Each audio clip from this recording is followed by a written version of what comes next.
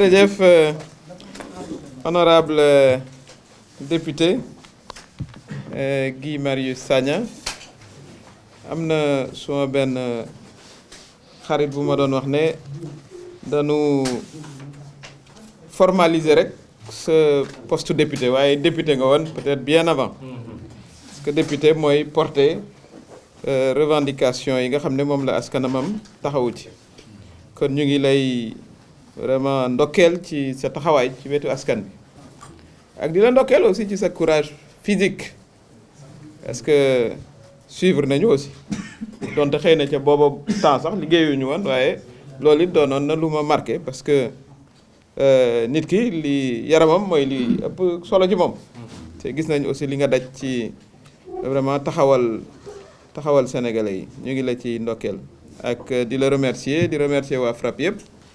ci invitation bi ngeen ma def ma am aussi vraiment mbégte ñëw fekkee ko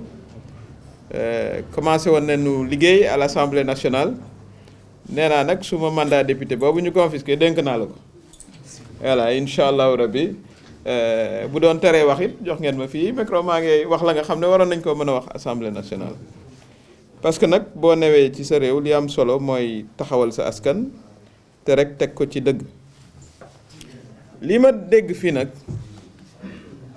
dafa soreel sama xel lool parce que liggéeyoon naa ci entreprise te damay profiter ci occasion bi nuyu sama ancien collègue gu Sotrac yi Sotrac xëy na ñi gën a jeune moo jur Dakar Dem Dikk foofa nekkoon naa fa cadre comme ni ma xawoon aussi turbulente bokkoon naa aussi ci syndicat peut-être pas du parti au pouvoir mais à l'époque man ak une dizaine de cadres dañ ñu licencié woon tribunal reconnaître ne licenciement bi c'est un licenciement abusif contentieux bi duré na 25 ans donc lii du fi lu bees donc lii ngeen wax ci ay arriéré salaire ak contentieux boo xam ne am na fi ñu tëkkoo vidé kooku dama ko dund man ci sama bopp ak les cadres de la Sotrac il y en a un que je voudrais saluer mooy Mbodj defe naa ne ci ñi fi des la parce que ñu ci booba xale la mais ay mag a ngi ci woon noonu la seen kër yi tase ñu ci bari feebar mënuñoo faju loolu yëpp ci la justice sénégalaise qui n'a pas délivré la justice aux citoyens sénégalais de l'époque kooku dama ko dund en tant que cadre de la Sotrac injustement licencié avec un collectif ni ngeen ko defee kon ba tey les problèmes ñu ngi fi damay commencer par peut-être jàll ci cas yëpp nuyu sëñ Ibrahima bi nga xam ne moo nekk APPI mooy professionnel pêche ak industrie pêche industrielle plutôt convention état bu ko signé da ko war a respecter état kaddu rek la am mooy li ñuy wax ci 3e mandat bi say kaddu dafa am solo boo ko signé loo signé xam naa le ko sa askan lii sa warugar mooy nga appliquer ko kooku amul beneen voilà amul leneen lu ñu ci mën a wax kon l'état du Sénégal aussi moo war a protéger ay citoyens parce que convention di ko signé du pour puukare rek ñu ne Sénégal signé na tant de convention et cetera dañ ko war a indi def ko ci le droit positif sénégalais bu ko defee entreprise yi aussi ñoom ci seen bopp war koo mën a appliquer mooy dëgg ndax liggéey 20 heures de temps loolu kenn mësu koo gis fenn convention de l'OIT c'est une convention importante mooy bi ngeen di wax la 188 voilà nga xam ne Sénégal signé na ko en 2018 kon ñu ngi woo état du Sénégal vraiment encore une fois ñu xam ne seen signature ak seen wax dafa am solo ni signature président Macky Sall ak la mu wax ci référendum bi amee solo ci bañ a am 3e mandat loolu daf ci am solo ñu fàttali ko mbokk yi nga xam ne aussi voilà Elimane moo leen fi toogal sëñ Elimane Kane mooy Termo Kotank sur les différentiels de salaire sur voilà indemnité 500 millions contentieux encore non vidé mooy li ma wax daf fi yàgg donc am na proposition boo xam ne defoon naa ko maa ngi koy réitérer conseil supérieur de la magistrature dañ ko war a ubbi les représentants ñi nga xam ne ñooy représenter travailleurs mën faa toog pour connaître de ce type de contentieux mooy li ma leen wax man am naa contentieux boo xam ne 25 ans kenn vidéo ko Ahmed Dieng mi ne Diourbel mu ngi may dégg parce que ci contentieux boobu la bokkoon ñi nga xam ne voilà les survivants parce que 25 ans yàgg na voilà boo amul loo dundee mais say fan du gudd bu ci yàlla jàppul beaucoup de gens sont partis bàyyi seeni njaboot voilà dans des difficultés kon war nañu contentieux boobu ñu fay ko comment l'État doit s'y prendre parce que État nag aussi mënta seetaan rek entrepreneur ak employé entreprise et employé État moo war a fexe ba les lois du travail ñu respecté leen parce que li ñuy ci dette entreprise ba ñu ca jiital mooy les dettes voilà salariales bu fekkee ne dañuy liquider entreprise la ñuy njëkk a liquider mooy dette salariale parce que ay nit nga amal affaire ñoom ngay fay seen salaire ñu dem dundal seen njaboot kon loolu it aussi État war na cee am voilà taxawaay conseil supérieur de la magistrature bu ñu ko ubbee ni ma ko waxee dugal ci aussi les représentants des travailleurs mais des jeunes des femmes et cetera parce que ñii ñu fi wax yëpp booy xool problème yi ñu fi wax yëpp c'est des problèmes de justice kon il faut ñu mën a am toogaay foofa ci conseil supérieur de la magistrature problème yu mel nii aussi ñu ko fay dégg bañ a bàyyi rek collectif yi individuel lii nga def nii dama ko saluer parce que dinañu mën a toog jàkkaarloog la presse voilà nationale mais bu fekkee ne collectif nga par exemple comme celui de Tchiki qui est une petite commune sori amuloo moyens yi mais sa doole pour faj vraiment injustice boobu day jafe donc État moo war a assumer ses responsabilités de protection des travailleurs et des citoyens la proposition encore une fois c'est d'ouvrir le conseil supérieur de la magistrature avec une représentation des jeunes des femmes am na femmes yu fi toog wax des travailleurs des consommateurs et évidemment des magistrats ya fa nekk loolu dafa di urgence boo xam ne bii problème yi dina am béréb boo xam ne bii mën nañ ko faa waxtaane war nañ faa am ay solution Senta SA tannerie ñoom it voilà Mamadou Lamine Gueye moo leen fi toogaloon 7 mois d'arriérés de salaire waaw bu ngeen dee ay salariés en face d'un patron boo xam ne bii am na doole am na connexion mais bu ci État duggul kanay régler yooyu kii mais loolu mooy vraiment l'injustice mooy jaay doole bi ñuy gis nag aussi loolu moo war a dakk ci réew mi parce que loolu mooy radicaliser aussi tout le monde mooy radicaliser les jeunes les femmes tout le monde parce que injustice moom gor su ne da nga ko war a xeex man loolu laa gëm donc ça encore une fois ni ma ko waxee mooy il faut que l'État règle ces questions là État bu bëggee collecter ay taxam xam na ni mu koy collecter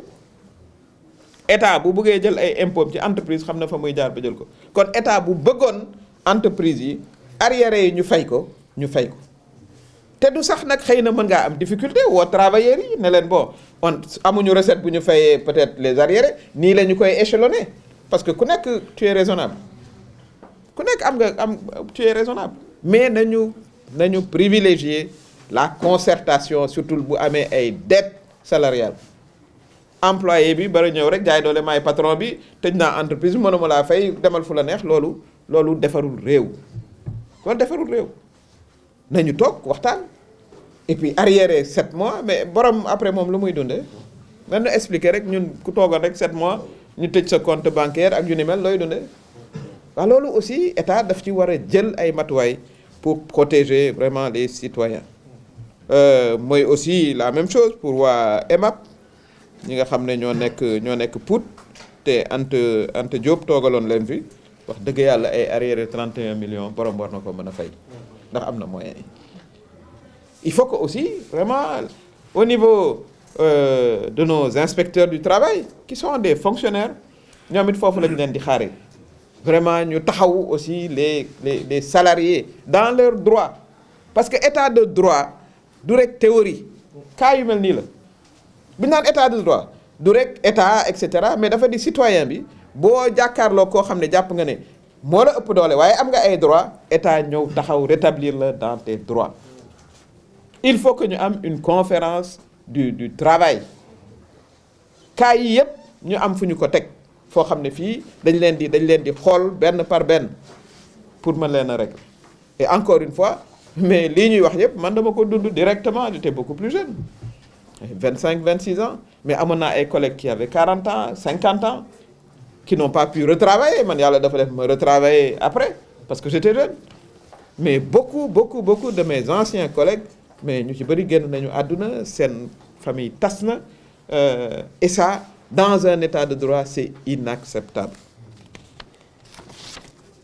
Biscuiterie yi wax be ñëpp xam nañ ne mooy defar biscuit contentieux depuis 2010 loolu la sëñ Ibrahima Dia wax justice boo xam ne dafa yéex. Il faut que ñu am le référé du travail situation d'urgence situation d'extrême détresse des travailleurs mais war nañu am quand même une loi boo xam ne bii da koy réglementer. nee na depuis 2010 contentieux mais yàlla bu sa contentieux gudd ni suñu bos loolu la ñuy ñaan ça fait déjà 13 ans. mais transplace 32 ans de procédure. Voilà donc ñoom raw nañ ñu ñun c'était 25 ans. Ça a été vidé à 25 kenn xamatul woon sax dossier bi la plupart des plaignants gaañu nañu voilà état de droit aussi noonu la ñu koy mesurer. ABS et ça moom la sëñ Aline Wade avec les licenciements la liquidation mais ça aussi c'est la responsabilité encore une fois de l'État parce que boo liquider li ngay njëkk a liquider c'est les dettes salariales ça c'est connu mais où est-ce qu'on en est fan lañ ci tollu. L'État voilà est juste observateur ce n'est pas une affaire juste privée parce que dans les contentieux privés li ngay doyee état mooy boo tax loi am di moo tax ñu teg ay loi ki nga xam ne mooy faire appliquer la loi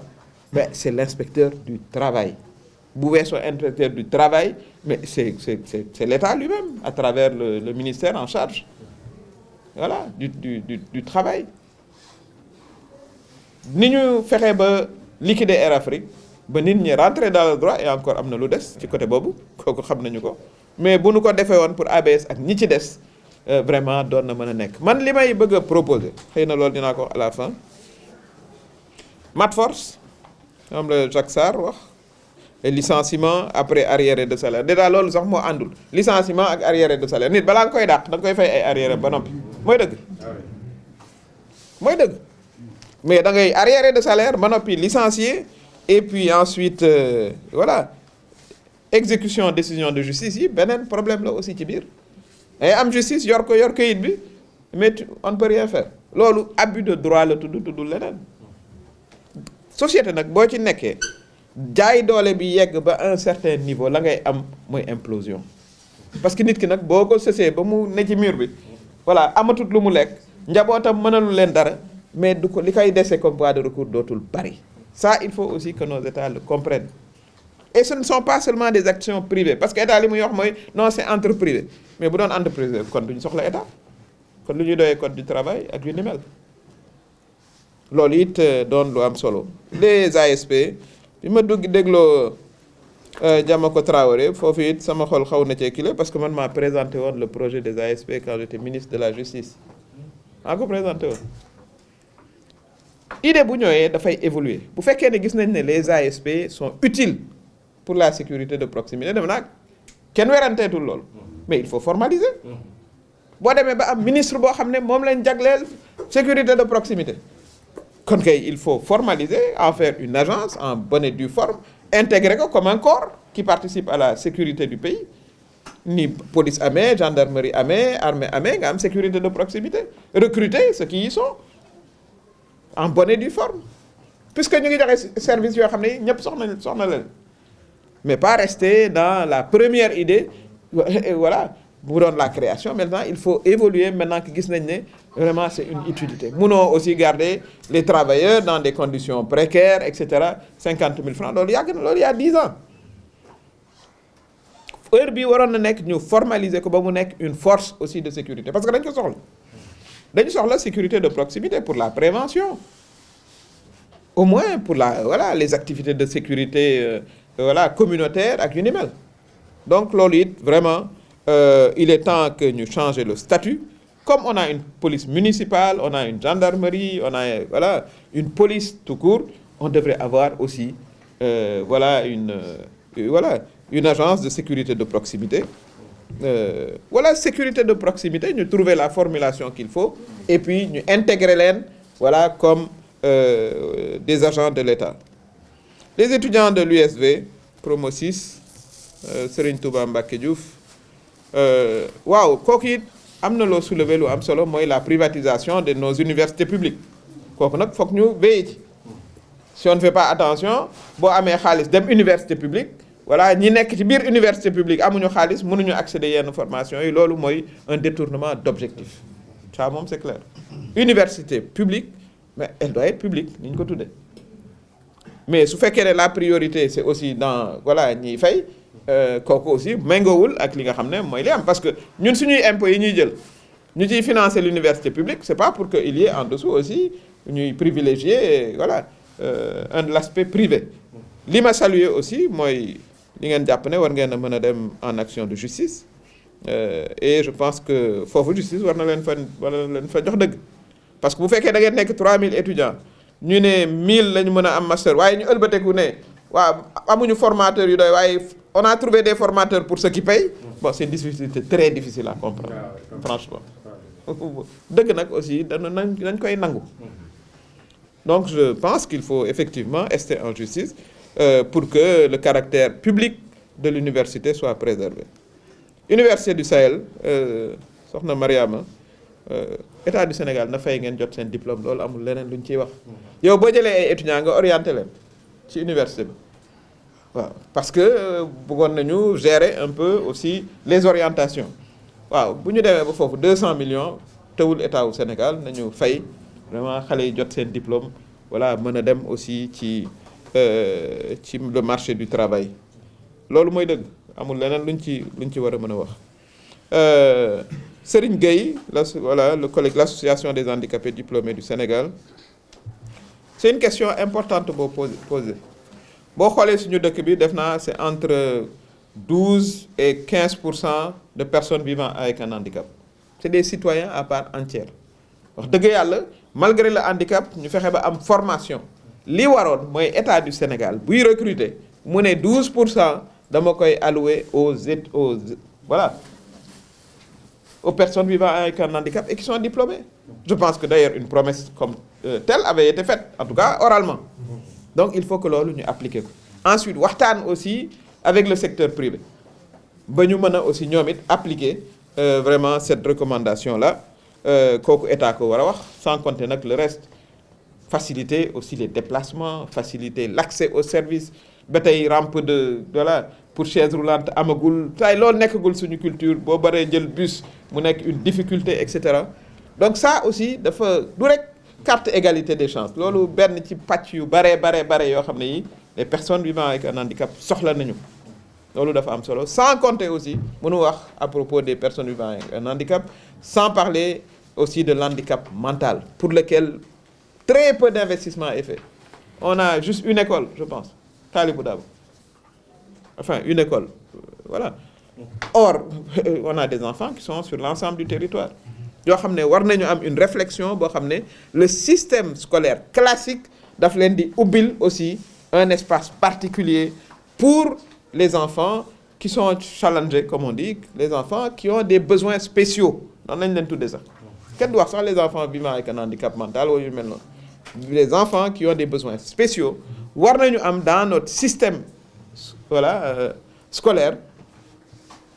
pàcc boo xam ne ñoom lañ leen ko jagleel mais pour loolu da ngay am aussi des éducateurs spécialisés pour ça aussi war naa bokk ci programme yi nga xam ne mooy avancer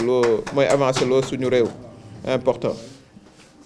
alors mu am aussi les villages impactés par loolu la El Hadj Touré wax mooy fële ci sunu Saloum bi ci université El Hadj Ibrahima Niass waaw boo nee 50 hectares nga soxla boo waroo clôturer nag wax dëgg yàlla 300 hectares doxante dëgg te Saloum googu am na sax aspect bu mu waxul mooy xorom si ni muy yéegee on a de moins en moins de terres yoo xam ne war nañ cee mën a bay ndax ni xorom bi yéegee donc ñun dañu soxla suuf surtout suuf su baax voilà bu fekkee ne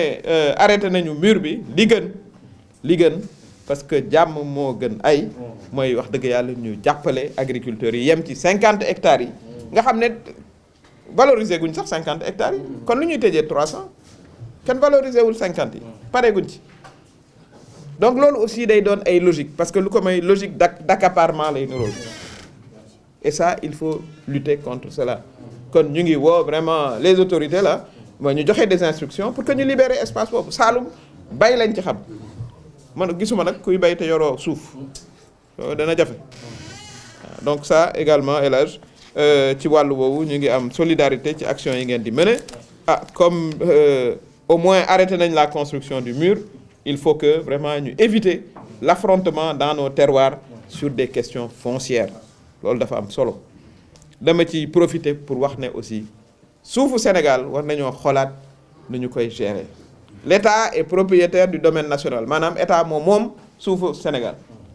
comme état moom suufu Sénégal bu ñuy joxe suuf mais ñun ñëpp nañu toog kuréelu c'est pas un service impôt et domaine moo war a décider kii lañ koy jox kii duñ ko jox pourquoi dañu war a am une commission de gestion du domaine foncier ku ci ne toog fa mag ñi xale yi parce que jigéen ñi aussi dañuy bëgg a bay duñu am suuf souvent les jeunes da ngay jékki-jékki ñu ne la diw ñëw na yor na voilà des centaines de hectares projet bii lay def si kañ la ko am ku ko jox bon c'est difficile donc il faut que ñu changer suñu système de gestion foncier au-delà des impôts et domaines la direction du domaine non dafa war a am benn commission boo xam ne bi moo xam ñaari at wala ñetti at enfin 2 ou 3 fois par at lay réunir au niveau national comme au niveau décentralisé ñu toog représentant wu communauté bi toog bu fekkee ne man soxla naa 150 mètres carrés voilà honorable gi soxla keneen soxla voilà ñu seet ñoo xam sax ndax ndegam duñ tirer au hasard ndax yooyu ama États-Unis boo soxlaa dara ngeen doon plusieurs yaa xam na nga bëgg a inscrire ci benn école bu nu fa yegsee dañuy jël ne leen dugal leen yéen seen tour ci benn kees ñu tirer au hasard parce que je vois pas pourquoi 150 mètres carrés man ma bëgg ko voilà keneen bëgg ko ñuy jox keneen te joxuñu ma sur quelle base ñun ñaar ñëpp ay sénégalais lañ donc il faut que ñu revoir notre système de gestion foncière bu ñu ko moytuwul problème mu Sénégal yu bari fa lay jóge parce que concertation amu ci voilà état c'est vous c'est moi ku nekk mooy état mais il faut que vraiment dans cette gestion là ñu xoolaat mbir yi bu baax a baax ñu gis aussi voilà collectif habitant wu Thiéki ci carrière d'argile bi kooku aussi c'est encore une fois Thiéki dans le département de Mbour c'est encore une fois responsabilité de l'État c'est la concertation sax ak les communautés la ñu war a quand même privilégier nit war ta yegg si rek ñu gis ñuy gas ne projet bi ñëw na kooku aussi dafa am défaut et c'est là où on attend aussi ñi nga xam ne ñooy gérer les collectivités territoriales les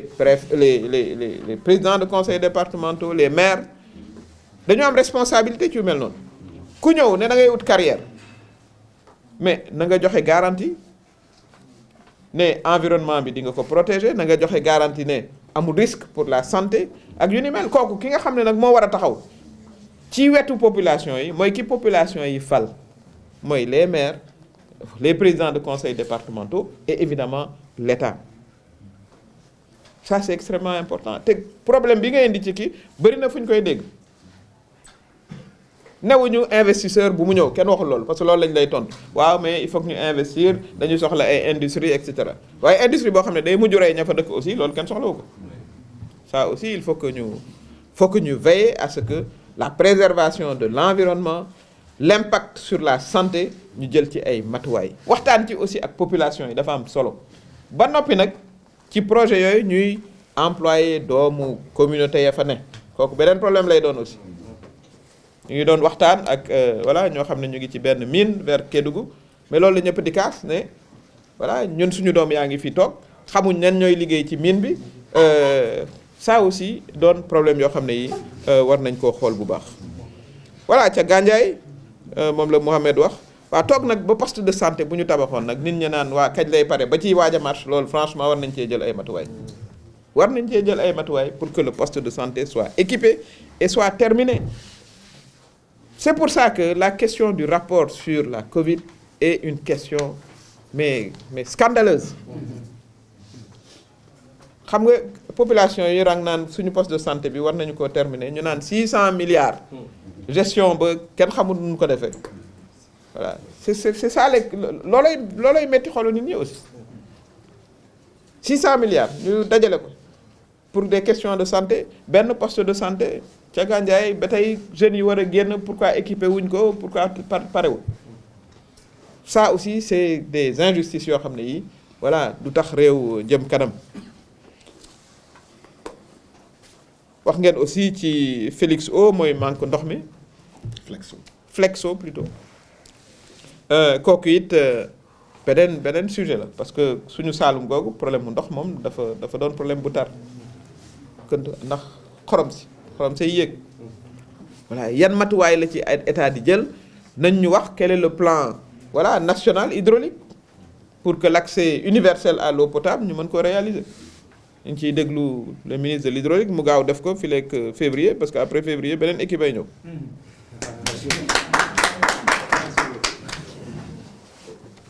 Emmanuel Mendy am na lu mu wax lu am solo mooy la filière porcine mooy yar élevage mbaam comprendre naa aussi frustration bi parce que fii aussi dañ ko am ci Grand Yoff gii nga xam ne xam naa ko bu baax a baax fii ci fi ñu naan Bignona foofa it doon place boo xam ne place su commerce la ci yàpp mbaam ñu bàyyi ko comme ça aussi à l'abandon la communauté chrétienne fait partie du Sénégal à part entière kooku moom kenn du ko voilà donc état dafa am responsabilité ñu ngi wax le maire mais na leen jox aussi espace pour continuer votre activité économique c'est une filière importante hein, qui génère des milliards ay nit di ci liggéey yàpp bi am ñu ko soxla kon état aussi dafa war a appliquer li tubaab naan le principe d'équité et d'égalité des citoyens soo yoree pàkk pour ñuy yar xar ca communauté ba fa nekk am ñuy yar mbaam utal leen pàkk dox leen conditions yoo xam ne dina ñëw mën a exercer seen activité économique parce que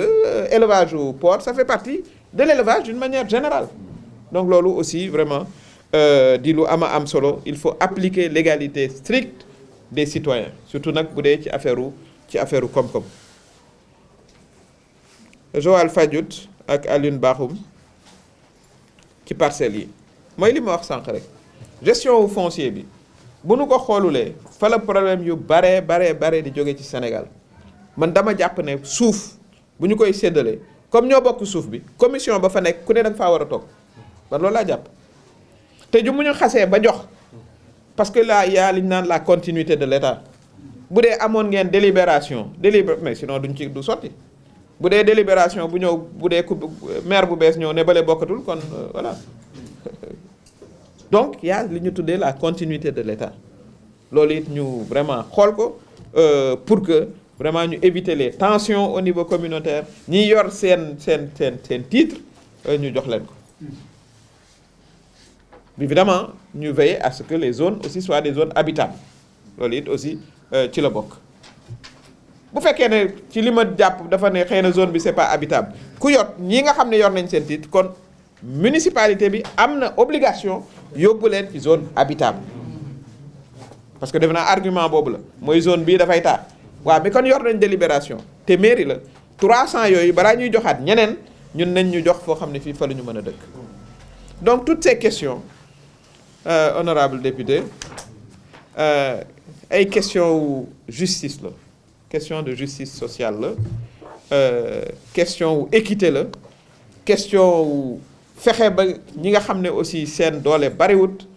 bu ñu jàkkaarloog ñu leen ëpp doole état mën a arbitrer ba ñu nekk ci seen droit cas yu mel nii nag dafa bari law ci Sénégal fa bari donc il faut que ñu xool naka la ñu bëgg a organiser suñu réew ba difficulté yi am balaa moo yegg ci Ndakaaru ñu mën koo régler ca fa ñu nekk il faut réhabiliter les conseils de quartier les conseils de village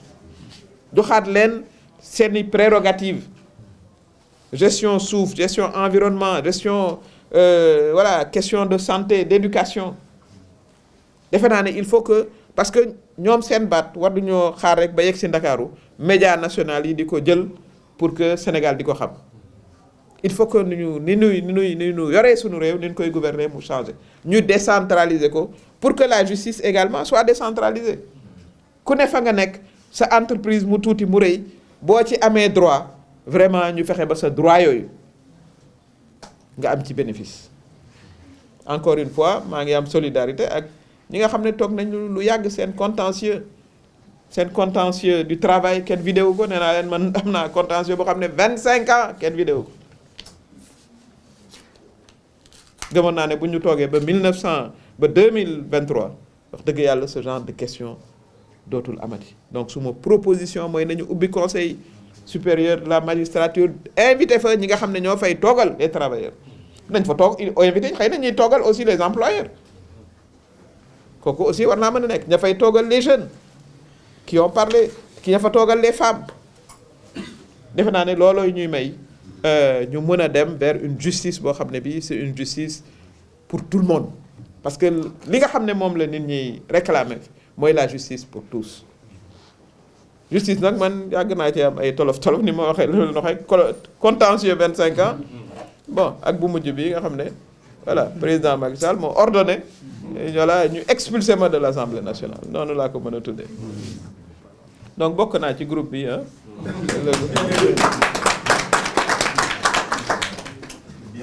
kon loolu moo doon wax ji mais li ci am solo rek mooy nii ngeen def mooy taxawaay man loolu laa gëm ne li am solo ci àddina lu mu metti na boroom am taxawaay ànd ceeg les jeunes ànd ceeg les femmes parce que dama gëm man à une coalition entre les jeunes et les femmes de ce pays pour changer les choses loolu laa gëm parce que ñun nag mënu taxawee suñu doom yi ne suñu wet voilà la cay des du bëri borom kër yi moom faaw ñu ñëw nag ñoom it donc loolu am na solo ñu am genre discussion yi maa ngi remercier vraiment les amis de FRAPP honorable Guy Marius Sagna ñu ngi lay remercier aussi nga jottali ma sama nuyoo ak sumay remerciement au coordonnateur aussi de FRAPP di la aussi ni ma la ko waxee soutenir ak encourager ci taxawaay bi nga xam ne am nga ko ci askan bi waaye am nga ko aussi ci Assemblée nationale maa ngi leen di gërëm di leen sant bu baax. Un résumé en français rapide parce que